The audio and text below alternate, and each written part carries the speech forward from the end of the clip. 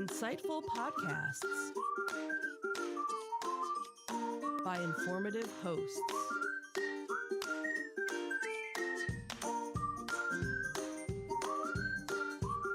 Insights into Things, a podcast network.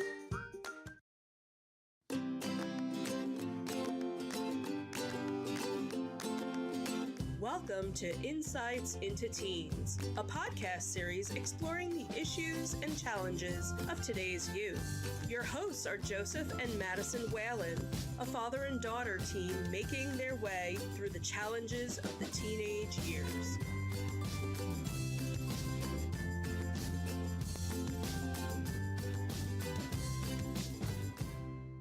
Welcome to Insights into Teens. This is episode 160, Perspectives on Parenting, Top Challenges. I'm your host, Madison Whalen, and my co-host, Joseph Whalen, for this episode. Hello, Madison. Hi. How are you? I'm doing great. How about you? I am awesome. Nice. So, definitely a new setup already, but not only that, but we also have a special guest joining us for this podcast, my mom, also one of the possible hosts of Insights and Entertainment. You know, we're still working on that. Thanks. But my mom, Michelle Whalen. Yes, I'm not Madison Whalen. Sorry. So that's who you were named after. Anyway, how's it going? I'm doing well. How are you? I am good. So, bit of an interesting setup we've got today. Me hosting, special guest. Also, 160th episode. Let's go. Yeah, let's do it. Woo! Alright, so, we figured that for our 10th episode... Now, just for a bit of context, this was technically my idea. The idea of, basically, despite the fact that we mainly focus with teen issues, I figured why not focus on parent issues as well to have, you know, an equal playing field. Okay. So we mostly address issues teens deal with on this podcast, but there are challenges to parenting that are worth taking a look at as well.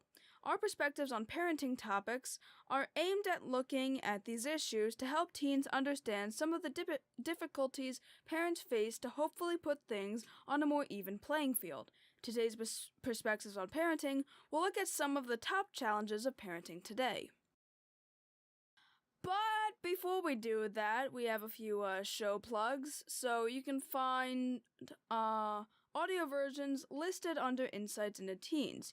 You can also find video and audio versions listed under Insights into Things. I'd also like I'm bad at this, don't mind me. I'd also like to invite you to give us your feedback on what we're talking about or give us your suggestions for show topics. You can email us at comments@insightsintothings.com or links to all of our social medias, websites, and much, well, not websites because we only have one, but links to all our social medias and more on our website at insightsintothings.com. Now, with the fact that I pretty much butchered our show plugs, are we ready to begin? I think we're ready. Let's do it.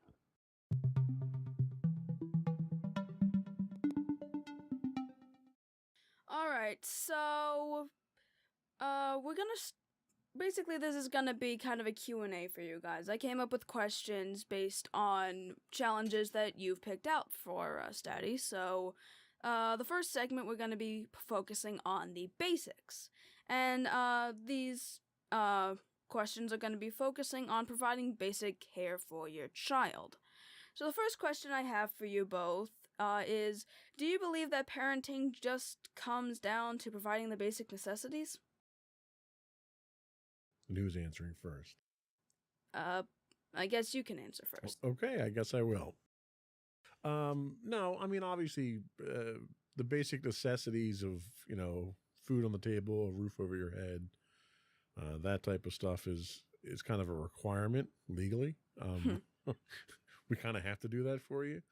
But parenting is much more than that. And parenting is, you know, it's nurturing, it's growing, it's teaching, it's mentoring, it's a lot of different things. Mommy? Yeah, it's definitely a lot of different things. In a lot of cases, there are people that, don't have a suitable roof over their head or have enough, food to eat, unfortunately, but yet have the love and care of and support of their parents. So it's, in a perfect society, you have everything, but there are people that are missing on certain aspects and kind of make up for it in other respects. All right, I think those are some solid answers. Next is, do you find it more or less difficult to provide for your family than just yourself? Sure, I'll go first. It's good if you direct traffic. Okay, sorry. So, I don't know if it's more difficult, because I think regardless of I was by myself or if I had a family, I'd still have the same needs, the same income, the same requirements. I think where it makes a difference is the sense of responsibility. It's one thing to have to take care of myself. It's a whole nother thing to know I've got a family I have to take care of. I've got your individual needs that have to be taken into consideration. It's a much bigger lift, I'll say, much bigger responsibility that you're worrying about, where you're not just worrying about yourself. You're not self-centered at that point in time. You have to worry about other people. And that comes with its own rewards as well. It's not a burden or dragging it down or anything, but it's a bigger perspective, I think, on life.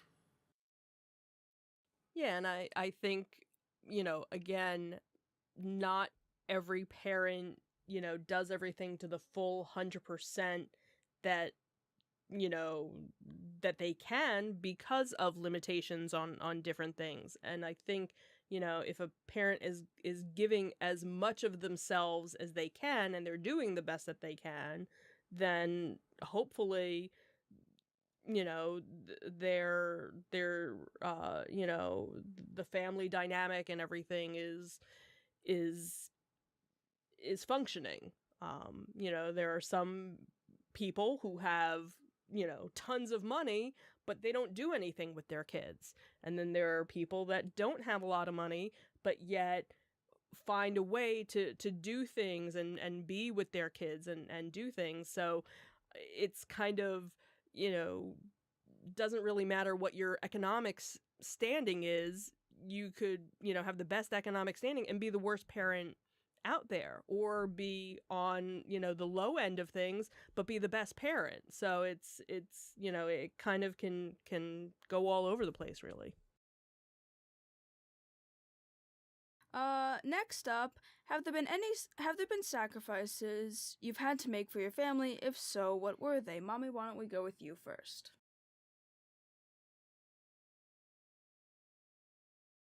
Well, there's that blood altar in the backyard there. Shh, we don't talk about that. And the chickens, but no. I don't know if I probably made some sort of sacrifice in terms of, not knowingly doing it, but, pursuing my career and trying to, get ahead, knowing that I had a family at home. I guess I was willing to only work so many hours a day, so many hours a week, so that I still had family time. So I guess in some cases, some sacrifices, but I don't really think that I made any. I don't think there was ever an opportunity that came forward, in my career where it said, oh, well, if you came and worked on weekends, you'd get promoted. Nothing like that ever came to me, but I'm sure if I tried, there might have been something if I had wanted something a little bit more. I would have had to sacrifice something else, and I wasn't willing to, to sacrifice that family time. I think I'm kind of in the same boat.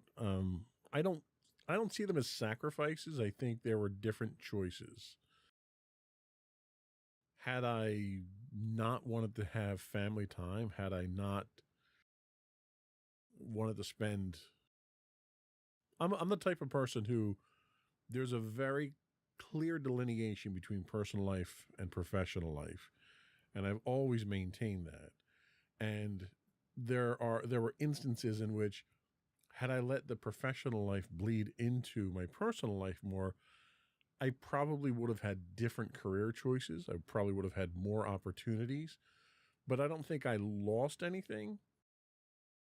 There was an opportunity at one point in time for me to travel more for work, and I was never big on traveling, so it wasn't a sacrifice. It was a choice I made that wasn't what I wanted to do, but it would have taken me away from the family more. So I don't think I've made sacrifices. I think I've made choices because of the family that, had I not had the family, I would have gone down a different path. So certainly no regrets on my part.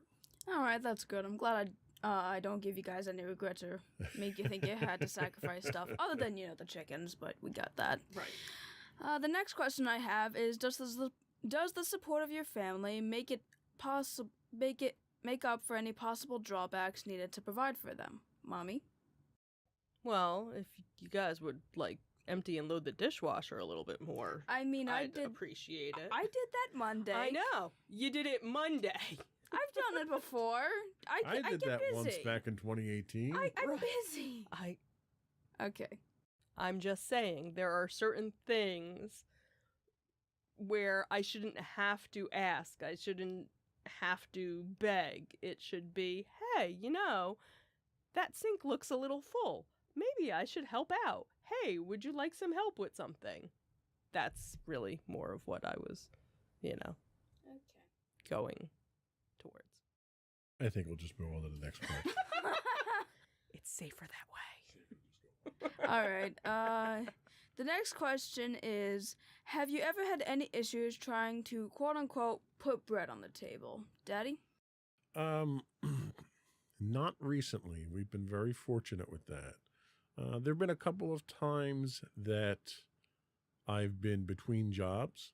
There was a period that I was working as a consultant, and you didn't know if I was going to go to work the next day. It never got to the point where we couldn't pay our bills, but it was one of those things where other plans were kind of in limbo. We couldn't plan a vacation. I didn't know what Christmas was going to be like the one year. So it's never been to the point, I grew up in a family that every week we didn't know if we were going to put bread on the table. I knew what it was like growing up, literally not knowing if you were going to have a meal the next day. Clearly looking at me, we got over all those problems. But we never got to that point, but we got to the point where it was uncomfortable from time to time, especially this one period that I was out of work for quite some time, and I tried the stay-at-home dad role there and wanted to see how that fit, and came to the conclusion that I'm not cut out for that type of thing. Yeah, I do remember around that time, mainly because I was almost grounded, but, You were almost grounded. Well, I got in trouble at school, but, we won't talk about that. Mommy? I would have to, kind of piggyback with that. We have been very fortunate, knock on wood, for the time that we've been together and we've had our family, that, there were just, a few months where it was a hiccup, for us. And I don't think it was anything that, ever affected you in terms of things that you couldn't do or things that you couldn't have, or, Other than having to put up with me being home for an extended period of time. Right, because it was also during the summer, too. So instead of going to camp that one year, obviously that was well, there's no sense in sending her to camp. Let's, you stay home and you guys, go to the park and do things. And Yeah, and I remember that you would be able to pick me up from school when that ended up starting, and, well, I didn't really like that at first because, I got, like, in trouble 2 times, but, we won't talk about that. so, yeah, so it was, again, we've been very fortunate and very blessed to have, we didn't have to really modify too many things, at that time. Going into the pandemic, we've talked about this, multiple times too, that, Daddy and I both worked full time from the moment the pandemic started until now. Nothing ever changed for us, where a lot of people didn't have that luxury. And it really was a luxury to be able to, keep the lights on, keep the heat on, keep the air conditioner on, all the bills got paid. And, there were times when, I worried that maybe something was going to happen with the pandemic, and we were very fortunate. So I totally feel for those parents out there who, they don't know 1 week to the next how they're going to manage, and they do. In some cases they do what they have to make sure things go well for, as well as can be in their situation for their family. Yeah, I tend to agree. I definitely think we are pretty fortunate, knock on wood. Alright, so the next question we have is, do you think you've been able to provide me with all my basic needs? Daddy? Yeah, I think you're fine. You're good. No, seriously. Okay. I think we've been in a position where we've been fortunate enough to not only meet but exceed those basic needs. There's very few things that you need. There's very few things that you ask for. And the stuff that I do ask for, it's normally me paying for it. Usually. Sometimes. Once in a while. But we've been able to do things with you that a lot of families can't do. I mean, you've been to Disney more times, I think, than pretty much most human beings out there that don't live in Florida. Okay? Some kids never get to go. Most kids get to go once in their lifetime. Twice, maybe. So, yeah, I think, not to pat myself on the back, but I think we've done pretty good. Are we good? You have anything on it? No, I think, in some respects, and we know that you're spoiled, but in a good way. You're not, you don't expect to get the newest phone or the newest iPad or the newest whatever. You're happy if you get a hand-me-down of something, and, so the way that we kind of reward you for being a good student and being a pretty great kid is if we feel, you know what, you do deserve an upgrade of some sort, and we give it to you. And, for the holidays, you wanted a purple hoodie. That was your big gift that you wanted. You didn't care about anything else, where there are some kids that are like, I want the new blah, blah, blah, or I want, the new game system, and I want this. And you're just like, I just want leggings and a purple hoodie. And you were ecstatic that you had a purple hoodie. Yeah, that's the thing. Like, all of my gaming systems, I've never asked for them. I've never asked for the Switch. I have a Switch. I never asked for the PS5. I never asked for the Xboxes. We have those. Well, technically, they're PS5. Well, technically, that's yours. I don't really even use it anyway. I don't even use it that much anyway. And technically, I mainly just play with the older Xbox because, there's Rock Band on it. Yes. Yeah, if you had one game to play, you'd be, all right, whatever, and that's fine. And that's why it was so funny when you and Daddy started going to the gaming stores and looking, and you're like, there's all these games for Switch? how did I not know? And it was like your mind had just like exploded because it was just you were happy playing one game or two games on it, and that's fine, and nothing wrong with that. So it's nice when Daddy and I can spoil you in that respect because you appreciate it. You don't take it for granted. You don't try and con us out of, you know, something. The only thing you might con us out of is something at Five Below that's like $3. Like, that's really when it comes down to it. Or yeah, anything else you're like, all right, I'll pay for it. Or there's a new Sims pack or something and you know how much money you have, and all right, I'll pay for it. That's fine. Yeah, and like I have to ask you guys, hey, can we sort out my finances real quick? Right, which normally means there's something I want to buy. I want to make sure I have enough money for it. All right, the next one we have is, are you happy with the conditions we live in, or do you wish things could be better? Mommy? I want a mansion. No. A haunted mansion, maybe. A haunted mansion. Oh, that's a good one. I'm happy with where we are. You know, could we always have a bigger house? Yeah, but then that would be more to clean. Could we, you know, live someplace warmer? Yeah, then we have to deal with bugs. You know, I think I don't need to have the biggest, the newest, the best of whatever, because I have you. Yay. Both of you. I'm the biggest, right? I mean, come on, look at me. I'm the biggest. You're the best. You know, we're good, right? Right. And Mommy's the beauty. Right. Aw. There you go. See, the 3 Bs. We're instead of Bed Bath & Beyond. It's Well, biggest, best, and beautiful. They're going bankrupt. So we won't talk about that. Yeah, we don't want to be them. No, I agree. You always want to provide a better life for your kids than you had yourself. And I know from my perspective, we've accomplished that quite handily. But you always want something that's better. You know, you want something to strive for.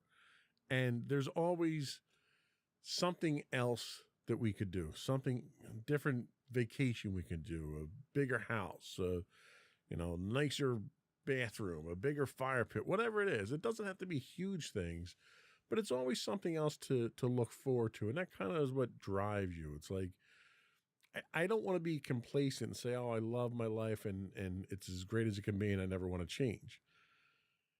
Because at some point in time, it's going to change. And if you don't prepare yourself for that, and you don't prepare yourself in a way that kind of looks for that positive change, you get stuck in your ways and it changes in a way that you don't like and you're trying to adjust to it and stuff like that. So yes, I'm happy with the conditions that we live in, but I wish things could be better. And we try to make things better. That's the big thing. It's not just wishing. I don't sit around wishing I hit the lottery, right?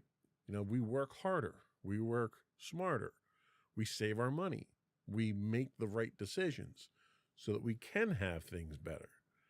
It's not just about sitting back and envying what the neighbor has or something like that. It's actively doing something. It's being motivated to do something to make it better. So that's my 2 cents. Yeah, I pretty much agree with everything, you know. Things could be better, but things are great as it is now. The final one for basic needs is, do you try to go the extra mile to help support your family's needs? Mommy? I think so. I hope I do. You know, I hope you appreciate, you know, everything that we do, that I do. Could I do more? Probably. Could I do less? Sure. I mean, I can definitely appreciate especially the fact that you get up with me in the morning, even if you don't have to get up that early, and you help me to make my lunch and occasionally help me remember to get my lunch. You're, like, up to drive me and like, wait for me with the bus, and occasionally you'll even pick me up if, you know, you are able to. And, I really appreciate that, because otherwise I don't really know what I would do in the morning. Like, when you go and, like, I have to do my own lunch, I have to do my own stuff, it's like, what is this? So, Daddy feels the same way. Indeed, I do. I would say I don't go the extra mile that I used to go because I live much closer to work now. And I don't go the same extra miles that Mommy goes. I think we go down different mile paths, Yes. all for the same goal of trying to make things better. That's fair. Mommy and I have very different skill sets, and we complement each other. And I think that's what makes things work so well around here. If I compliment Mommy more, it probably would work better. Yes. I don't compliment Mommy enough, but I think we've each found a path for our own skill sets. I would tend to agree. Let's take a quick break here, and then we can come back and talk about some more stuff. All right. All right, we'll be right back.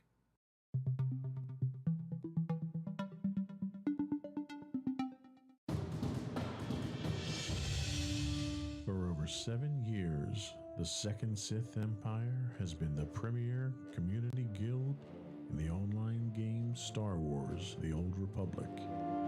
With hundreds of friendly and helpful active members, a weekly schedule of nightly events, annual guild meet and greets, and an active community both on the web and on Discord. The Second Sith Empire is more than your typical gaming group. We're family. Join us on the Starforge server for nightly events such as operations, flashpoints, world boss hunts, Star Wars trivia, guild lottery, and much more. Visit us on the web today at www.thesecondsithempire.com.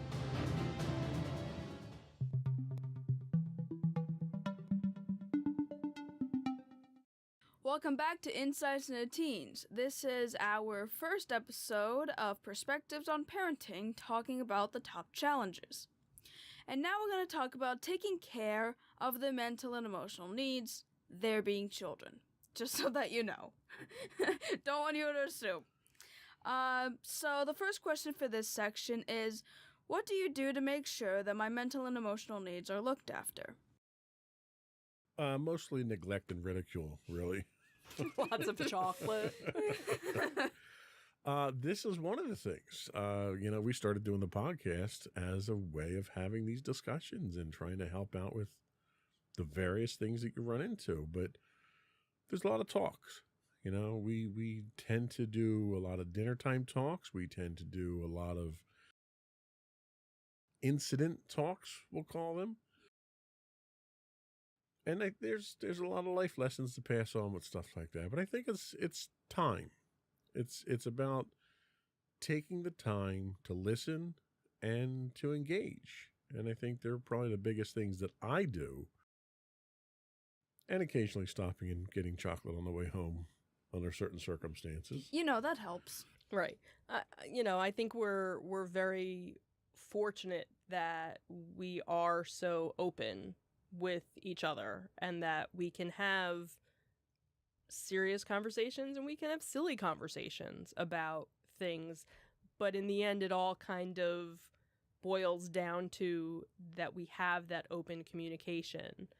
And hopefully there's nothing that you are afraid to talk to us about or worried about. And yes, there are times when the emotions run wild and we try to manage the situation as it comes, because it's happened from, when you were younger, and it's going to continue to happen. And hopefully we can give you enough life lessons and enough help so that, 10 years from now, if something comes up and we're not nearby or can't get us on the phone, you can go back, and kind of remember something, go, oh, this is how my parents would have helped me out. Okay, that's all fair. I definitely agree with all that. The next question we have is, can this be a daunting task at time, and if so, how? You first. Absolutely not. It's been a pleasure the entire time. It's never been. Lies. No, yeah. Liar. Lies. As a man, That's always a great way to start a sentence. it's proven difficult when I've had to deal with the female element of raising a child. And when I say that, I mean the emotional roller coaster. It's very different than when Sam was growing up. I can't, I don't have words to really describe some of the challenges, because there are times that you'll get emotional about something and I don't get it. But like, I can't be like, I don't get it, just get over it. Like, because I've tried that and it doesn't work.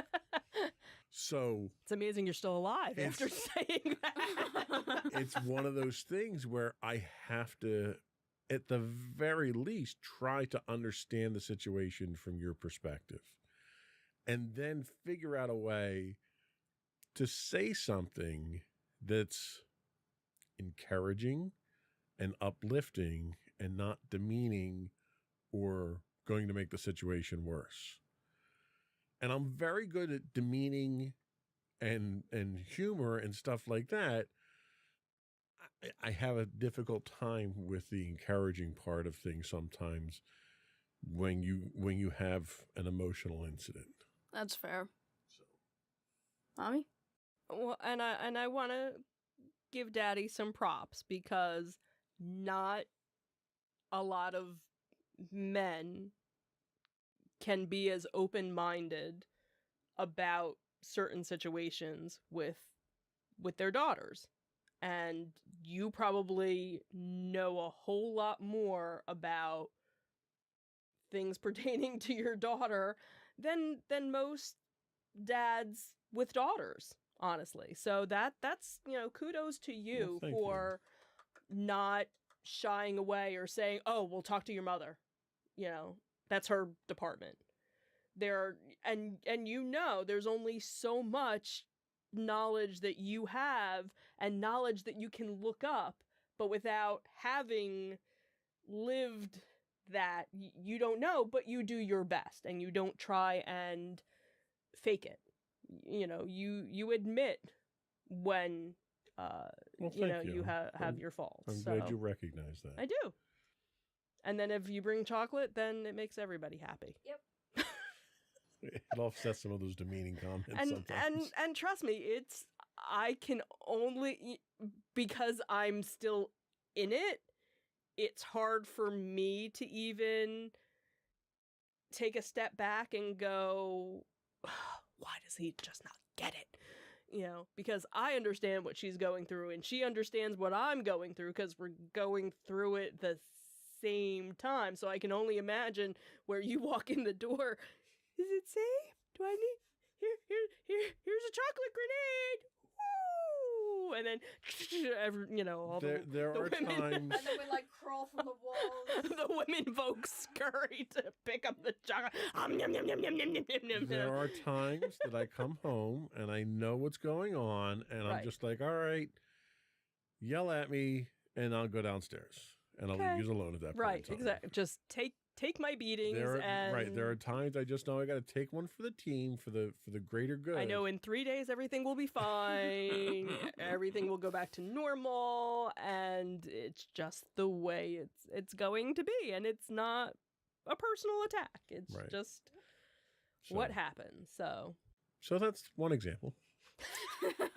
Yes, the one example. Anyway, moving on to the next question. Would you say it's easier or harder to look after these needs than to take care of my basic ones, and if so, why?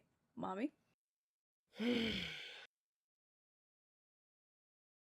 don't know. I guess some people are meant to be parents, and I guess for me, I don't see it as a challenge. I don't see it as a hardship. I kind of knew what I was signing up for. I did it willingly. I wanted it, where I know that there are people that end up being parents because of other situations and have to kind of grow into it. And some people are just parenting types. You're a very motherly individual. When you're with your group of friends, you're kind of the mom of the group, making, hey, if your guys are sitting outside and it's, cold out, hey, does anybody need a blanket? Does anybody need a snack? Does anybody need a drink? You take care of your little group of friends. So again, some people have that kind of built into them, no matter if they're a parent or not. There are some people that never become parents but still have that in them. And then there are people that become parents that never had it in them. And unfortunately, their kids kind of suffer because they didn't have that nurturing environment. So I think for me, it's just, in some cases, second nature. Obviously, there are things that happen on the day-to-day basis where I'm like, oh, this isn't what I signed up for, but okay, how are we dealing with this today? But for the most part, I try and keep as cool and calm, collective sometimes, and okay, what do we need to do to get past this? What's the lesson here, so that the next time we don't have a freak out. Were you gonna say anything on that? Nope, not even gonna touch that one. All right, good enough. The next question we have is, do you wish you were better at dealing with these needs than you are now? I guess we can start on you for that one.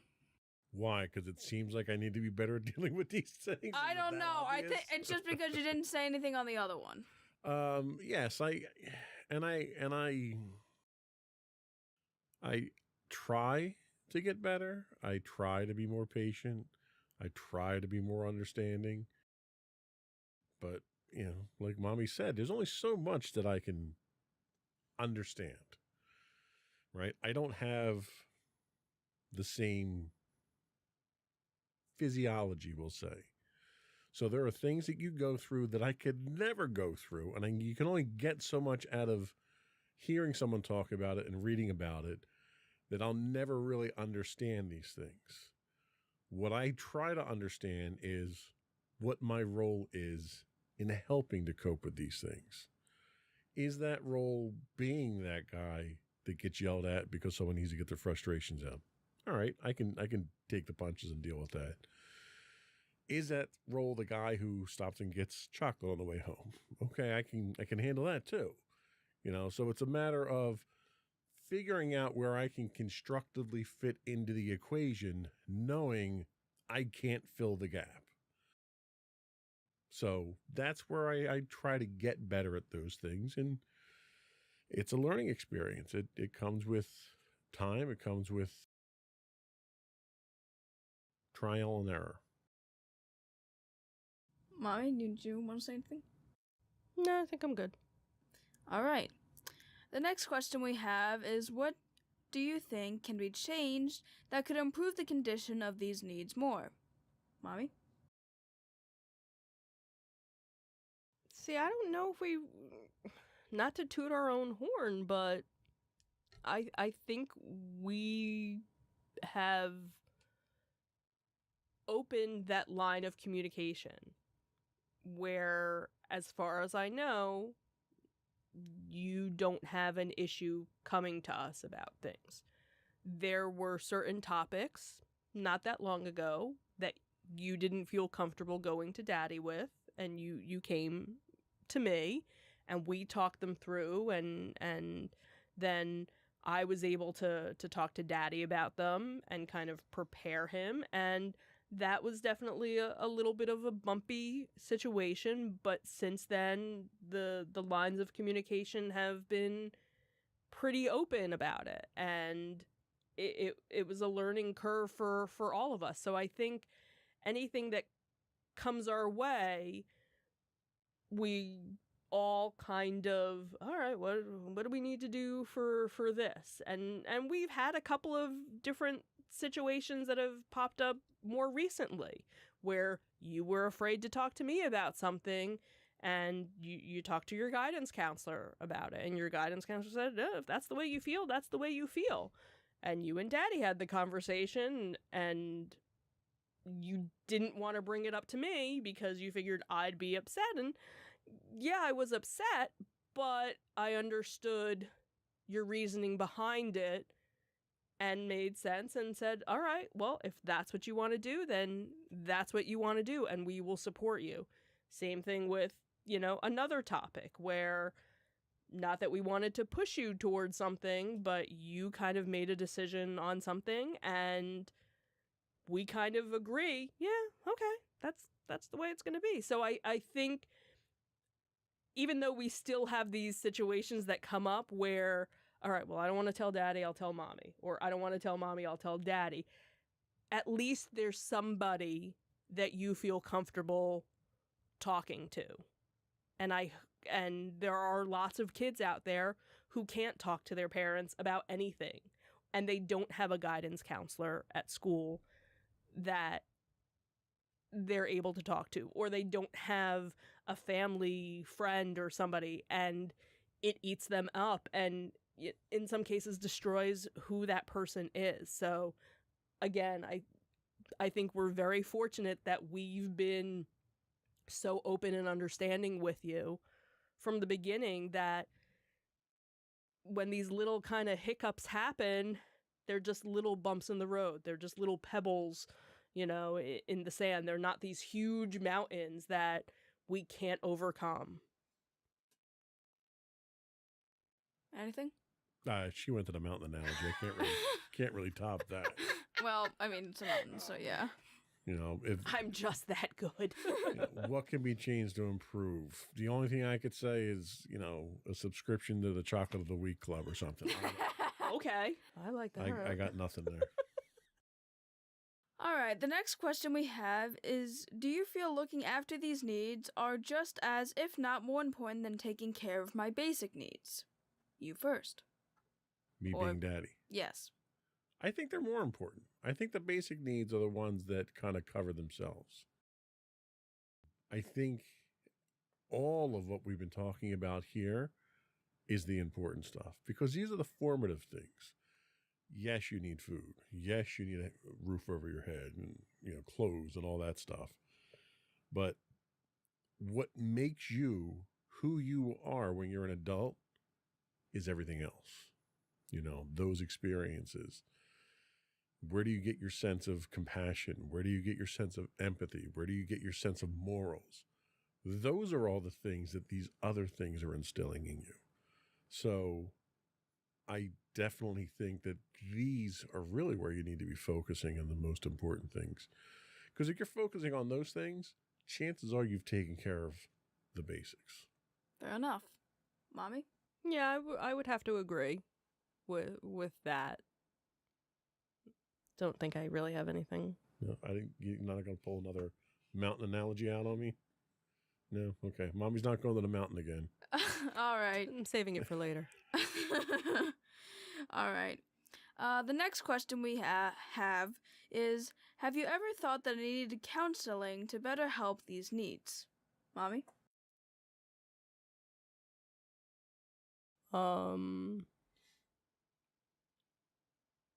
Possibly. I am not one who thinks that those that need help are weak or can't do their day-to-day life, or that it's something to look down upon. I think if there's something that you can't get the help from those around you and you're still struggling in some sort of way, that absolutely you should go and find support elsewhere. So it's really up to the person. You have to be the one to want the help. People can suggest it and say, yeah, I think maybe you should, or, but if you aren't ready to go for help, then going and talking to somebody, you're not going to get anything out of it for anybody in general. So, but to be able to admit to yourself, you know what, I think I need a little extra work to help, I think that there's nothing wrong with that. There was a time in the not too distant future that I probably would have said, no, you don't need that. My perspectives on counseling and professional help have evolved over the years. And I, not being a professional or a qualified professional, I can't say that you need counseling. I will say that it doesn't hurt. There are times, and it depends on the person you talk to as well. There are counselors that are very in tune with your thoughts and feelings and needs, and they're very helpful. They're the type of people that can read you well and can unlock the parts of you that need to be unlocked and let loose. There are other counselors who aren't like that, who aren't very good, who are, I don't want to say conventional or unconventional, but there are people who do it by the book, and the book was written as a guide. It wasn't written for everybody. So somebody who's adaptable and can understand your needs probably could do wonderful things for you. But like Mommy said, you have to be ready for something like that. You have to, one, not stigmatize it yourself, because there's absolutely nothing wrong with talking to a counselor or a psychologist or a psychiatrist. There's nothing wrong with that. So you can't stigmatize it, because then you're going to look down on it yourself. And you have to be willing to unlock those parts of you. There are times that a lot of the issues that we have, and this was, part of my experience with counseling, was there were parts of my past that I locked up and threw away the key because I didn't want to deal with them, because it was too painful to deal with. The problem is that you're lugging this chest around, this very heavy chest, and it weighs you down emotionally, and it's an impairment to you until you deal with it. You can either cut it loose or you can open it up and deal with it. And you have to be prepared to deal with it sometimes. And in my experience, I found that when you deal with it and you come to terms with it and you accept it, you can move on, and it's part of you at that point in time. You're not trying to run away from it. And you can embrace it and understand it. And in my case, it was about forgiveness. And until you're ready to forgive yourself in those situations, going to a counselor is not going to matter to you at all. So it's like chicken soup. It might not help, but it won't hurt, right? Fair enough. All right, those are some very deep responses. Thank you. The final question for this section is, would you say that what you've done for these needs has helped me from what you can see? Mommy? Yes.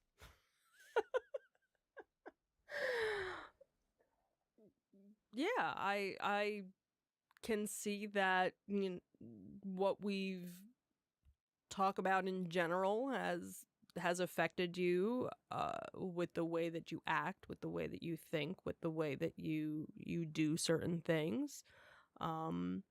So again, not to, pat ourselves on the back, but I think we raised a pretty decent kid. You're a pretty decent human being. There's nothing that you do that disappoints us. Yeah, not a disappointment. I'm just a burden. Our little burden. And that's an inside joke. That's that we joke about it, where unfortunately there are parents that yell at their kids and say that they're burdens and they're disappointments, and they mean it. And yeah, we might get upset that you didn't do a chore or something. When was the last time you were grounded for something? What time is it? It's still early, right? I'm sure we can find something. But we trust you because we have,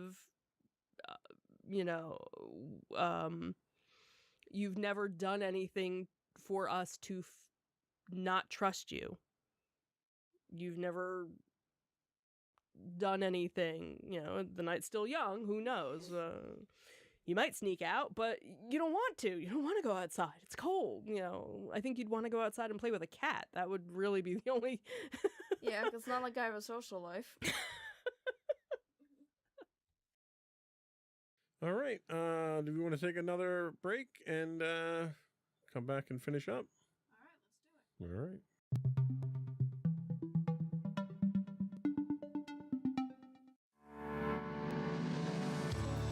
Insights into Entertainment, a podcast series taking a deeper look into entertainment and media. Our husband and wife team of pop culture fanatics are exploring all things from music and movies to television and fandom. We'll look at the interesting and obscure entertainment news of the week. We'll talk about theme park and pop culture news. We'll give you the latest and greatest on pop culture conventions. We'll give you a deep dive into Disney, Star Wars, and much more. Check out our video episodes at youtube.com/insightsintothings. Our audio episodes at podcast.insightsintoentertainment.com, or check us out on the web at insightsintothings.com.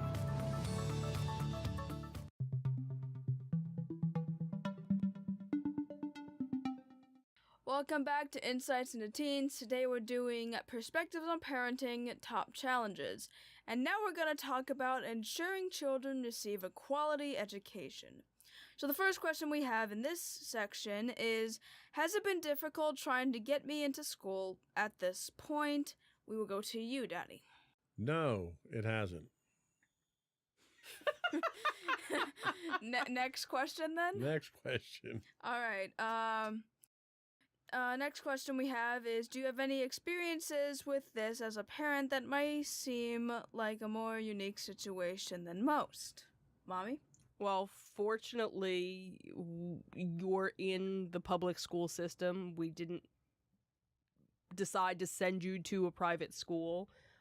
We felt that the school district that for the town that we live in, that there weren't any issues. Where, again, not every parent has that opportunity or feels that a public education is sufficient for their child. So then they do go above and beyond and look for a private school. We haven't started looking at colleges yet. That'll be next year's big fun activity. So I'm sure that will be a new set of challenges for us. But as of right now, we've been very fortunate with doing, what you're doing now with the engineering program and things like that. That was all you getting into it. So there was nothing that we had to really worry about. The only thing we kind of worried about was at the start of the pandemic. What was school going to be like? Did we have to start homeschooling you? That was really, I think, the only time we ever really worried about, what are we going to do for school? Do I have to now be a homeschooling teacher? Do we have to find a homeschooling group? What online programs can we do? And that was probably the biggest challenge. That's fair. The next question we have is, have you ever thought of enrolling me in different schools? Daddy? Not seriously, other than the time that Mommy mentioned with the COVID stuff. But every time I go and look for a different house, I always look at the school district and, I consider whether or not we want to pull you out and move to a different school district. And then Mommy's little voice in the back of my head just sort of smacks me in the back of my head. All right, we won't look at that house anymore. So no, I don't think there's ever been any real serious consideration except for the COVID experience. All right, that's fair. Next up is do you have any Next question is, do you have expectations for when college approaches, and what are they? Mommy? I think it's, is it something that a school that you want to go to? It's ultimately your choice by then. Do you feel comfortable at the school? Does it, do you feel excited by it? Does it have what you're looking for? Is it far enough from home? Is it close enough from home? It's, what are your criterias? And I think right now it's a little early for you to really know what it is. So it's where you're going to end up for hopefully 4 years, but also it's one of those things where you might end up someplace and absolutely hate it after the first year and decide to go someplace else. And again, by then it's your choice. Daddy and I need to be there to support you with that decision. So again, it's going to come down to you where you want to go. Yay, I love getting pressure put on me. That's fun. Yay. All right. Next question we have is, have you ever had to get involved with something I was dealing with at school? I definitely think this is a good question for you, Father. There have been a few instances in which there were issues that you had in school, and I had to express my displeasure at the situation. The first one, the biggest one I think that comes to mind, was an incident where you had a teacher who was making fun of one of your phobias. Well, let's just say he didn't after I had a conversation with him. I've never had a problem exercising my right to free speech when it comes to situations with your school that I don't necessarily agree with. But I've never had a problem with that with just about anything. Getting me to engage is not difficult. Getting me to shut up, now that's a challenge. All right, that's fair. Polite way of saying that.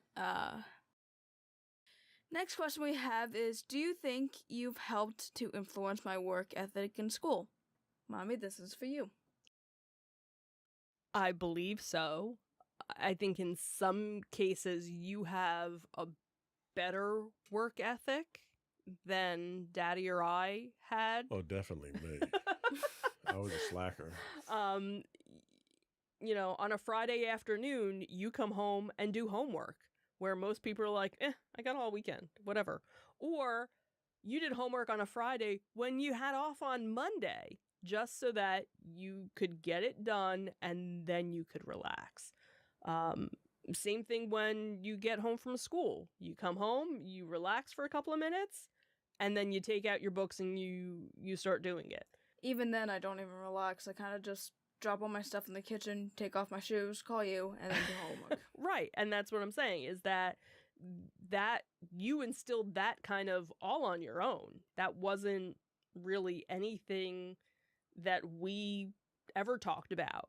And I don't know if that was kind of due to doing like aftercare. Yeah, that might be the reason, because it's like that they got us to do our homework like at the very start. That probably might have been the reason why I did that.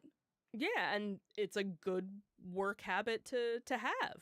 So no complaints there. All right. The next question we have is, have you ever had any major expectations for me when it came to school activities or my performance? Daddy? I think every parent has an expectation. I think my expectations for you, regardless of what it was, whether it was scholastic, whether it was marching band, or even the clubs that you're in, it's to do your best. Always do your best. Sometimes your best doesn't get you an A, but if you're doing your best, that's all I can ask for. I have no right to ask for anything more than you to try your best. Don't go in there and do it half-heartedly. Don't try and coast through. Do your best every time, because if you adhere to that ethic, when you get done school and get done college and you're out in the real world and you're working in your professional career, that same philosophy will pay off in the long run. So my expectation is always try your best. All right. I agree with that. Or at least I agree with that that's your expectation. But you don't agree with that philosophy. No, I agree with the philosophy. It's, whatever. The last question we have for you, Mommy, is what do you think the future holds in terms of my education? Let me get my crystal ball. I don't know. It's where do you want it to go? That's really the most that I can hope for. Yeah. I'm hoping you're planning to go to college at this point. I believe you are on that track. Do you go to school for engineering? We don't know yet. It's still early to make that decision. You have to do what's best for you. Not because Daddy wants you to do it, not because I want you to do it, because you want to do it. And yeah, there were things that we made you do when you were younger that as you get older, you don't have to do what we want you to do because you are your own person. And that's where I'm having issues because I'm trying to guide you to certain things and you're like, no, I don't want to do that anymore. And it's like, but. Chicken butt. Chicken butt. But I have to realize, not to hit my microphone, that you're an individual and you're going to do what you want to do. Just because I love the Haunted Mansion doesn't mean you have to love the Haunted Mansion. Despite the fact that I've been really interested in the lore recently. Right, which is totally fine. And you love SpongeBob, where there was a conversation not that long ago where, she's going to grow out of that phase. And it's like, well, no, for how long have you liked Darth Vader? Oh, ever since you were a kid. Okay, well, maybe she's going to like SpongeBob. Not to name any names. I'm not naming I'm not naming. Hey, look, you want to back that bus up over me again? Where's that beer truck? But that's the thing, is that we can, we've guided you for as long as we can, and hopefully we will guide you longer, but at some point you have to take the reins and you have to make that decision, and hopefully we give you enough knowledge and enough confidence to make those right decisions. Alrighty, I think we have a solid discussion. May have been a Okay. little long, but solid discussion. That's fine. It was worthwhile. Yep. Could have been longer. Alright, when we come back, I guess am I still doing the, thing at the end, or we just... Yeah. Let's see how bad you murder that one. We'll be right back. Great. Did you want to do your closing thoughts? I mean, sure. Okay, do that then when we come back. Ready? Here we go.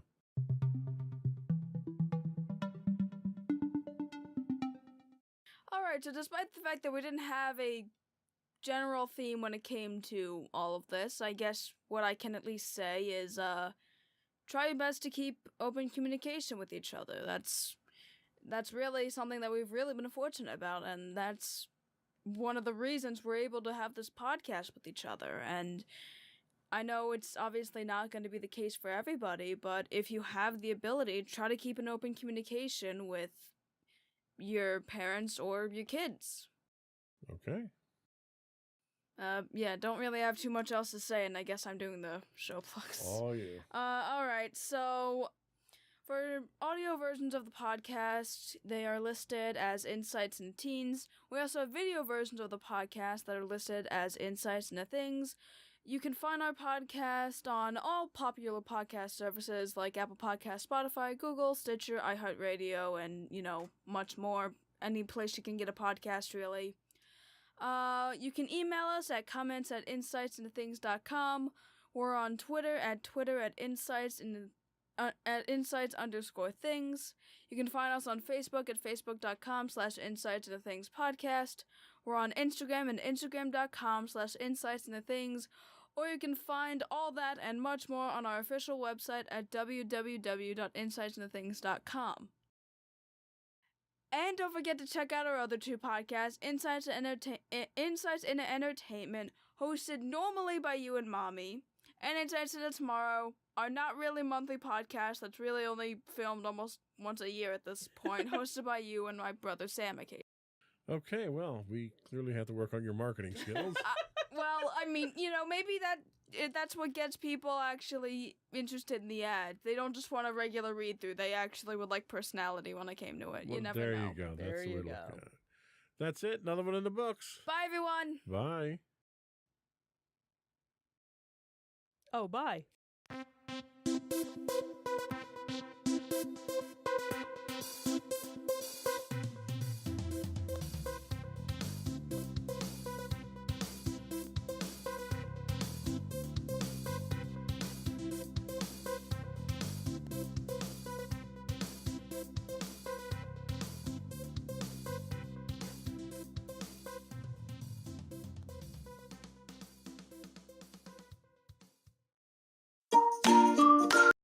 Insightful podcasts by informative hosts.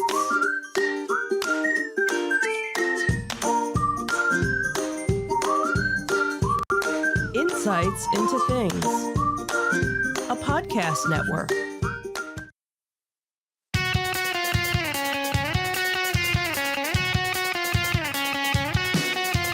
Welcome to Insights into Entertainment, a podcast series taking a deeper look into entertainment and media.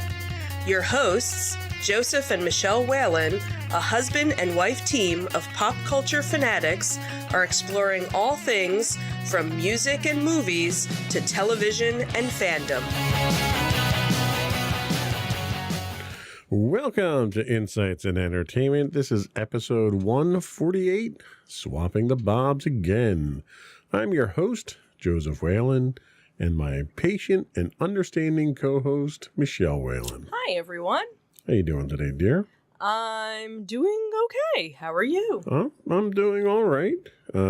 We've been out of the loop for a while here with the podcast. Yeah, we sure have. We've had a lot going on. Yeah, that is true. We've been busy. We've had marching band syndrome. We've had COVID syndrome. You can still hear it in my voice probably that I'm still suffering from a little bit, and this is almost 2 months after getting it now. Yeah, we're almost 2 months. Almost now. 2 months now. So I'm still reeling from its effects. Given the severity I had it with, I'm kind of glad I got my shots, all the shots that I did. I was just gonna say, we were all very fortunate to have all been vaccinated and boosted, and we were just about so close to getting our next round of boosters, and then we all kind of got sick, and yeah, that kind of put things on the back burner. But fortunately, we all had a very mild case. We were all very fortunate. Unfortunately, you are still reeling with it, but not as bad as it could have been, obviously. Right. And we have marching band to thank for that. We're pretty sure we got it from marching band. Such a happy family activity. Yeah.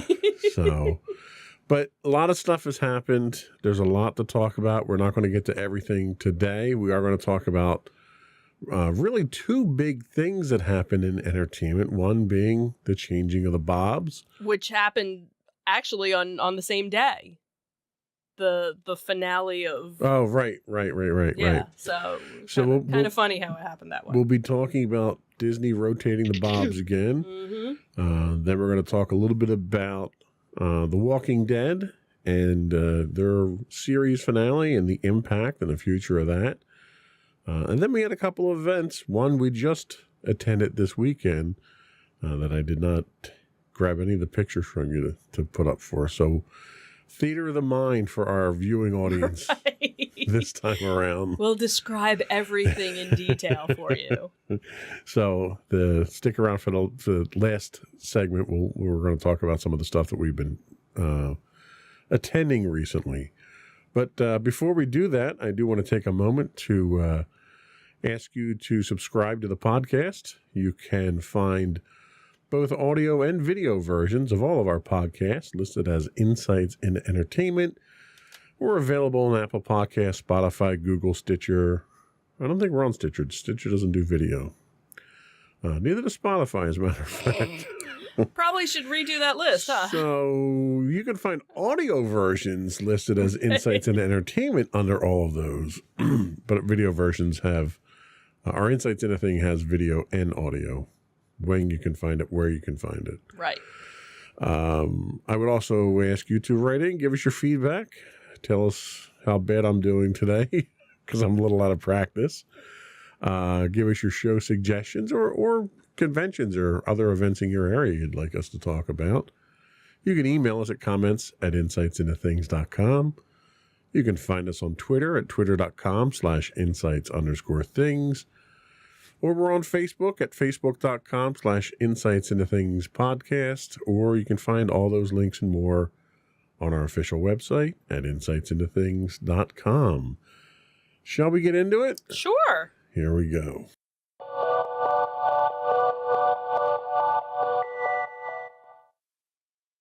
So, the changing of the Bobs. This was some very interesting news that I know a lot of fans of Disney were hoping for some big change to happen, and last month it happened. So Bob Iger was probably one of the most successful CEOs in history of the Walt Disney Company, and now it seems that he's returning back to run the media empire. And this was very shocking news that basically dropped Sunday, November 20th at night. And what was interesting about this was that when all the other changes that have been happening with Disney, in a lot of cases, cast members were finding out about it after the fact. Information in most cases about the different layoffs and things, all people were finding out about it through social media after the fact. And a lot of the cast members were very upset that, they didn't get any sort of notice ahead of time. And Sunday night, I guess it was early Sunday night, an email actually went out to all of the cast members. So cast members were actually the first ones to know about, as they should be, all of these changes. So that was definitely a step in the right direction that so many of the cast members actually felt. Now, Bob Chapek, who replaced Iger in 2020, was actually stepping down immediately. It was like effective that night. All of the website information updated. It was almost like Chapek didn't even exist after the fact. It was Susan Arnold, who was the chairman of the board, had said in a statement that night, we thank Bob Chapek for his service to Disney over his long career, including navigating the company through the unexpected challenges of the pandemic. The board has concluded that as Disney embarks on an increasingly complex period of industry transformation, Bob Iger is uniquely situated to lead the company through this pivotal period. Translation: Bob Chapek sucks, and we're bringing Iger back until we figure it out. And what was funny was, literally the next day the stocks, had gone up 9%. Still didn't make it up to. Still didn't make it up to where they were during all of this, but definitely you're seeing, some of the changes from what you could see online and, social media. Cast members were elated by it. There wasn't anybody who wasn't elated. You know what? by There were very. Chapek got a golden parachute Yeah, he got a golden parachute. But that's the thing, is that so many people were, because I think one of the other things that was kind of looming was there was another layoff that was going to be looming, and now, as far as I know, none of that is in place. Now, granted, how long is it going to take for certain changes to go into effect? That's what will be interesting to see, and how many things that Chapek started are going to be undone. Because we know they're not going to get rid of certain things, but are they going to start modifying? Well, and let's face it, he comes in, and if you want to play devil's advocate, you can say, oh, well, he came in during the pandemic and that was really what burnt him. But in reality, a lot of companies, everybody went through the pandemic. Right. And a lot of companies didn't go into the pandemic with the same balance sheet that Disney did. Right.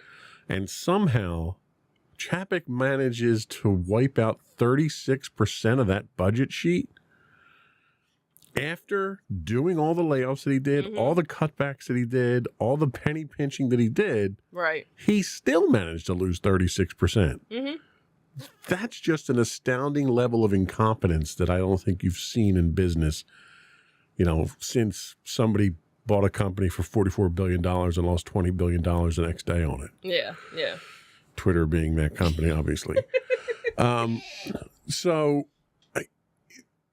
Nobody was sad to see Chapek go. No. Even Chapek wasn't, because he just got his contract renewed. Right. So he's getting paid for his full contract. He's getting a golden parachute to just walk away and not say anything. Right. So he's set for life at this point in time. He basically stepped in crap and he's set for life now. Yeah. What Disney, I think, is scared of is they've only got Bob Iger for 2 years. Right. So they need to groom a new successor in 2 years to have him ready. Right. Who's that successor going to be? Well, and that's the thing, is there have been a couple of different articles that have come out with, the proposed, hey, this person's, ready to come up and this person's ready to come up. So it definitely sounds like it's going to be somebody that's already in the Disney Corporation, whether or not it's somebody that's well known by, other people.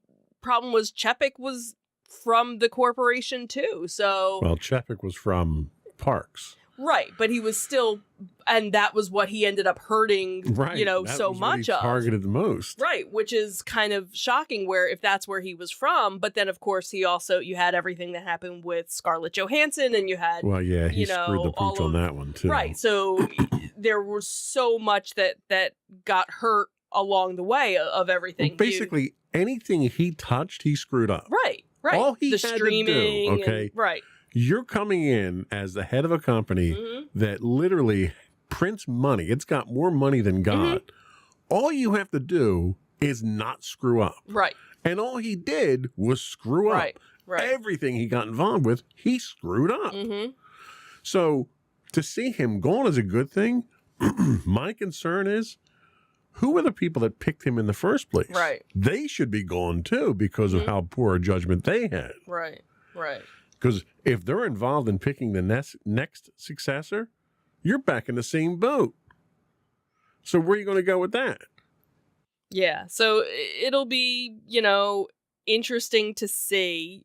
It's 2 years, and a lot can happen in 2 years. And, obviously not as much will be undone, because I don't think he doesn't have time to. Right. He doesn't have time to undo it. He's got to correct the ship right now and Right. get it back on course, get a successor going. Right. He doesn't have the luxury of going back and retconning all the stuff that Chapek screwed up. Right. So, again, how how quickly things will happen, that will be, left to see, and maybe we'll actually be going sooner than, There is a later. chance, I'll concede the point that there is a chance that we may be going back sooner than I had originally anticipated. Right, because I even was under the notion, after we were just there in the summer, I was like, yeah, I don't know if I want to go back It was anytime literally soon. the first time I felt I didn't get my money's worth at Disney. Mm-hmm.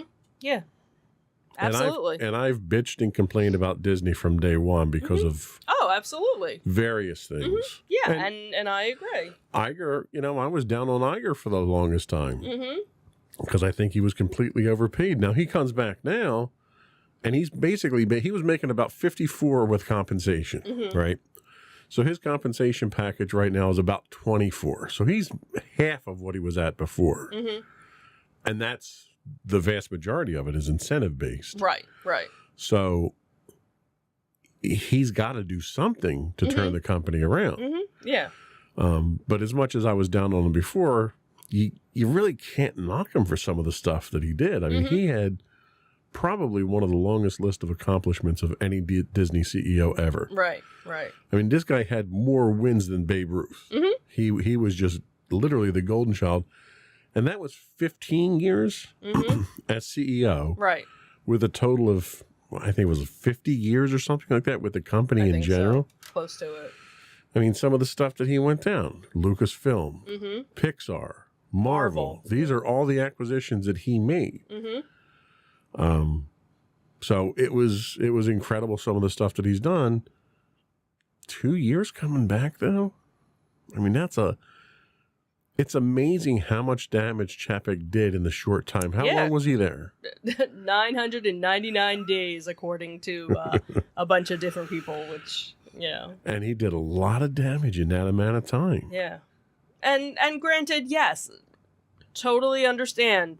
Pandemic, that put a lot of strain, but I think that's where you needed to kind of, everybody else is going through all these hard times. Don't put the hard times on something that is expendable, really.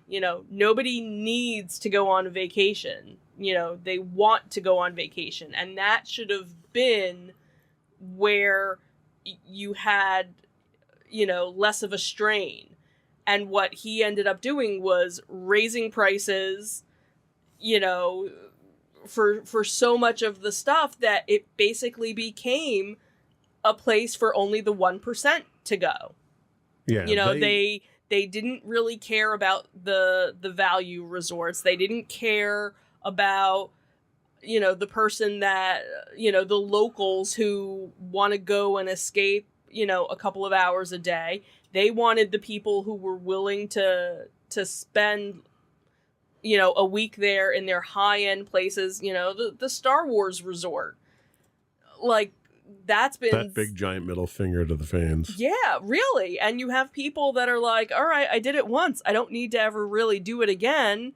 Oh, Well, and at I those- also... at those prices, you and I can't. spent $6,000 for it. Like, that's insane for when I could go on a week's cruise for that amount of money. Why would I want to spend 2 days in an all immersive? Ooh, where now, they have so much opening where it's like, all right, well, now it's this whole immersive thing. But if nobody else is there, who's there? Who are you going to immerse with?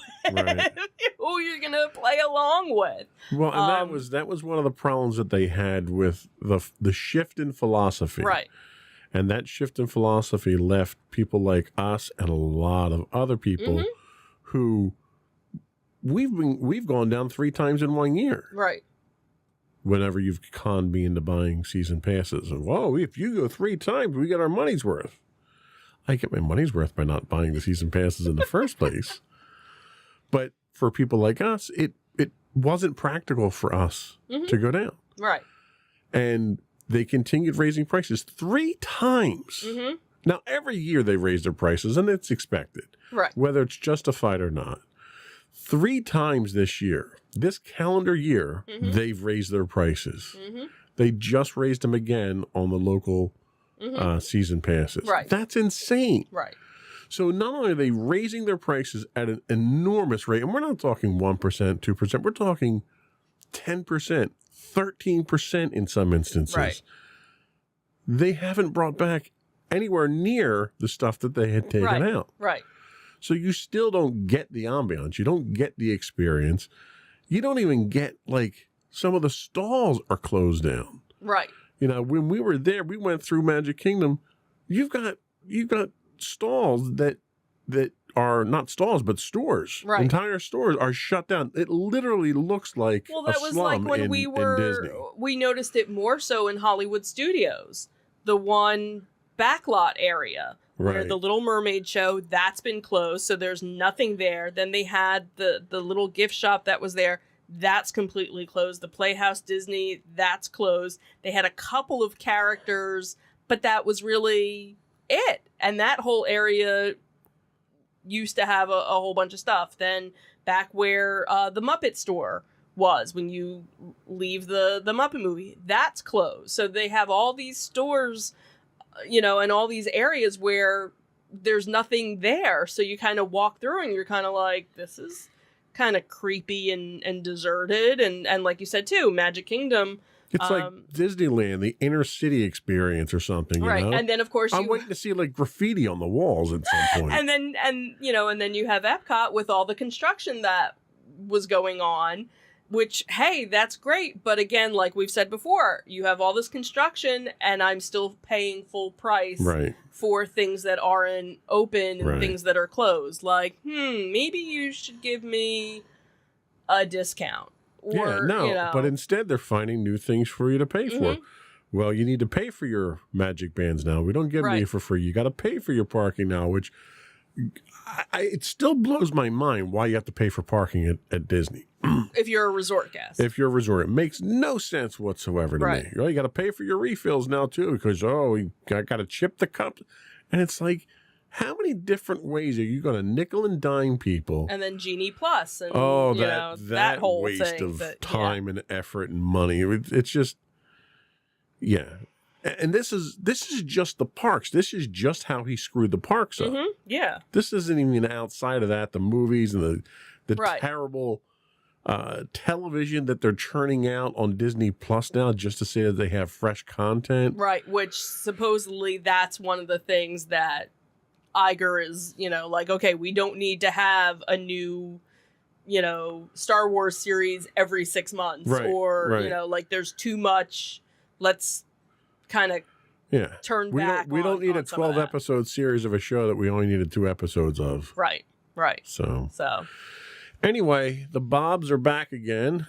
At least Iger is. right. One Bob. Chapek is sitting on a beach somewhere laughing it up now. Yeah. I'm curious where he winds up. Like, where can you go after literally nosediving the company for the entire time you're there? Who's going to hire you at that point in time? Somebody will. I'm sure there's some small entertainment company that would be willing to take him on, or, you know, something. Just to have the name, I guess. I Yeah. don't know. Anyway, hopefully it gets better. Yeah. We're holding out hope. Yep. Absolutely. So we're going to take a quick break, and we're going to come back and talk about some Walking Dead. We'll be right back.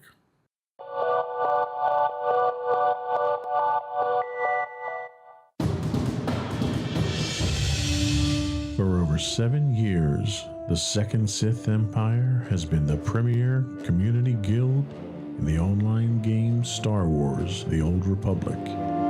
With hundreds of friendly and helpful active members, a weekly schedule of nightly events, annual guild meet and greets, and an active community both on the web and on Discord. The Second Sith Empire is more than your typical gaming group. We're family. Join us on the Starforge server for nightly events such as operations, flashpoints, world boss hunts, Star Wars trivia, guild lottery, and much more. Visit us on the web today at www.thesecondsithempire.com.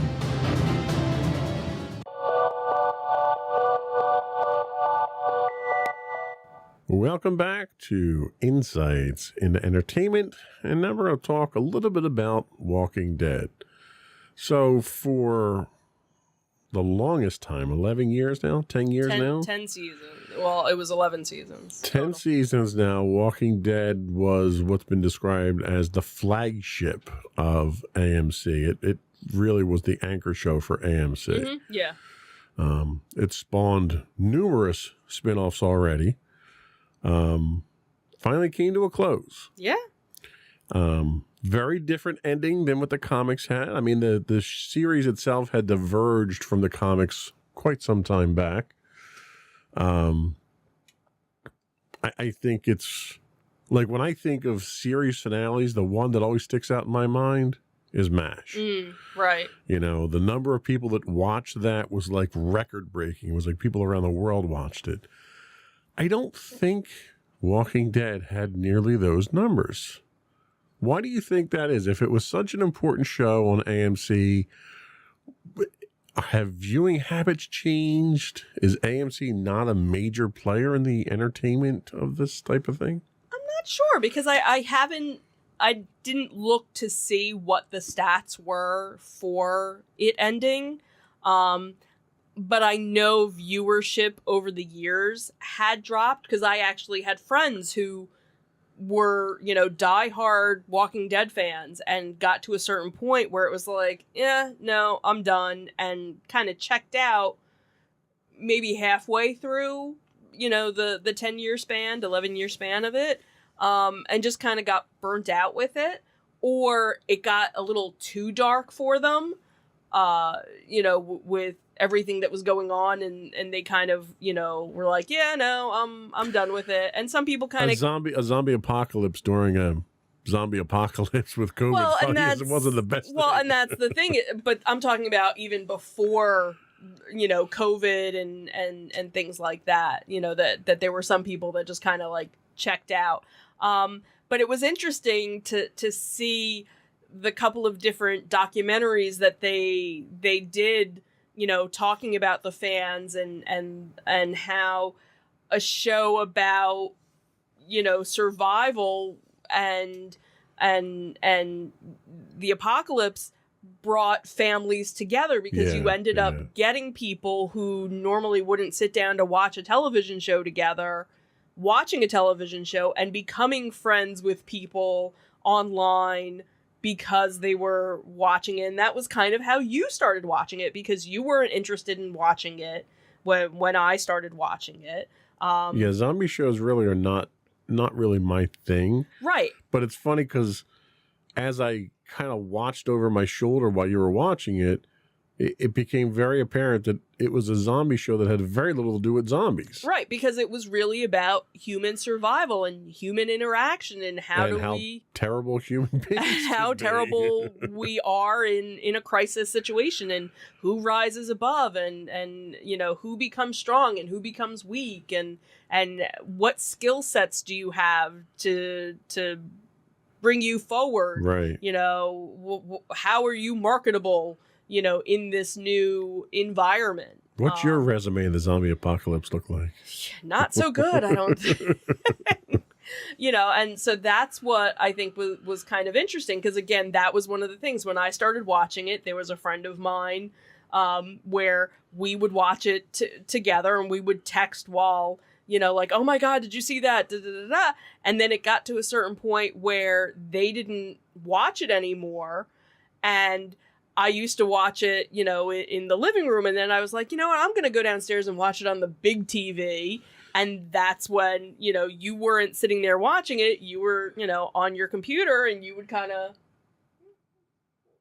you'd look over, and then you finally, sat with me and you'd ask questions. Who's that? Who's this? And then you decided, well, I have to watch it from the beginning, and you started season 1. And that was a painful trek, going all the way back to season 1, watching it from season 1, episode 1, all the way through. I think I started watching with you in season 7, I think. Maybe. And it's funny because I binged all those seasons inside of, I think, 2 months. Right. And what was so funny